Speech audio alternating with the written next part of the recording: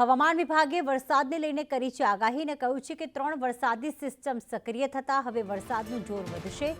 દક્ષિણ ગુજરાતમાં આજે ભારે વરસાદની આગાહી કરવામાં આવી। આ ઉપરાંત નર્મદા છે, ડાંગ છે, વલસાડ છે કે જ્યાં પણ ભારે વરસાદ રહેશે। નવસારી, દમણમાં પણ ભારે વરસાદની આગાહી સાથે યલો એલર્ટ આપવામાં આવ્યું છે। બનાસકાંઠા, સાબરકાંઠામાં હળવો વરસાદ રહેશે, જ્યારે અરવલ્લી, પાટણ, મહેસાણામાં હળવા વરસાદની આગાહી કરવામાં આવી। તો અમદાવાદ અને ગાંધીનગરમાં પણ હળવો વરસાદ રહેશે।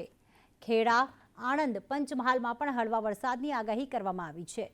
દાહોદ, મહીસાગરમાં પણ હળવા વરસાદની આગાહી, સાથે જામનગર, પોરબંદર, જૂનાગઢમાં પણ હળવો વરસાદ રહેશે।